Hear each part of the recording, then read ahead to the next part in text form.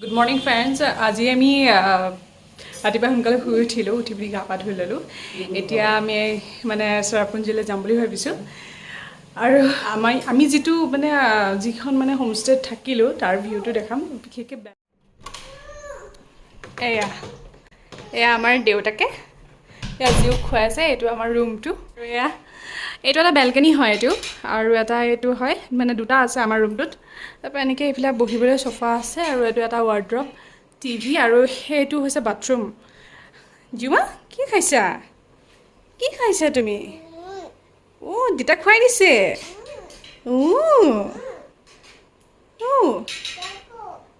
দেউতা খুৱাইছে এইফালে এইটোতো আৰু চবেই আৰু দেখিয়ে জানাই এইটো বাথৰুমটো চফাই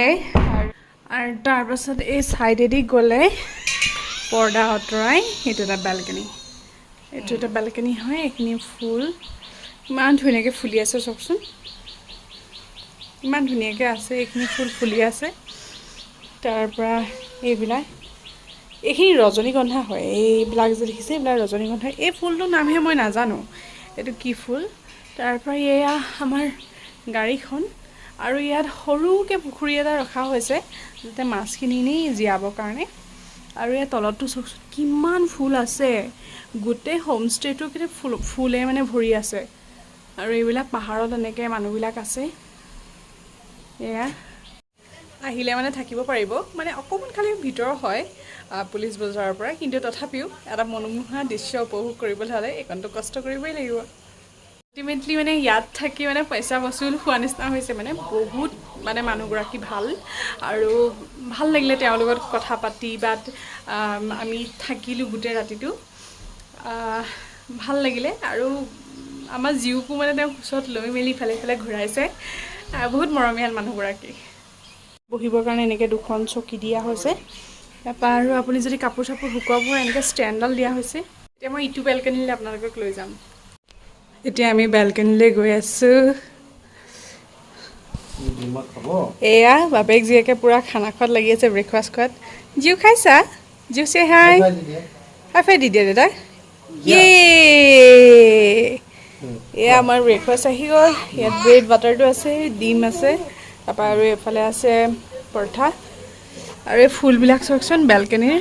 ইমান মনোমোহা দৃশ্য আৰু এইফালে আৰু এয়া দেখিছেনে এয়া মানে এটা জুৰি হয় জুৰি পানীখিনি এনেকৈ টেংকত ষ্ট'ৰ কৰি পিনি এয়া মানুহবিলাকে কাপোৰ ধুইছে আৰু এইজোপা নাচপতিৰ গছ মানে এটা ধুনীয়া পৰিৱেশত এটা হোমষ্টে আছে আমাৰ এই হোমষ্টেটোৰ ভাড়া 3500 আছিলে আমি ডিনাৰ আৰু ব্ৰেকফাষ্ট ইয়াতে কৰিছিলোঁ এইটোৱে হৈছে আমি থকা হোমষ্টেটো আৰু সেইখন আমাৰ গাড়ী আৰু আমি সেই ৰুমটোত আছিলোঁ এই ৰুমটোত আৰু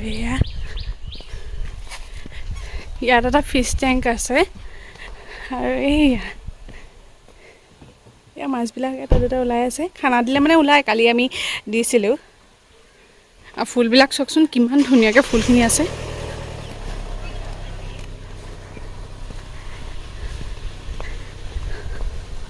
এইটো এটা স্কোৱাছ আই থিংক ইয়াৰ পৰা পৰিছে চাগে আমি এইটো ৰাস্তাইদি আহিছিলোঁ এতিয়া চাগে আমি সেই ৰাস্তাটোৱেদি যাম দৰ্শন হোমষ্টে ইয়াতে আমি আছিলোঁ মানে ইয়াৰ পৰা 100 কিলোমিটাৰ যাব লাগে এইটো হৈছে নেহৰু ৰাস্তাত পৰে ন নেহৰু ৰাস্তাত পৰে এতিয়া আকৌ লগ পাই আছে চেৰাপুঞ্জীত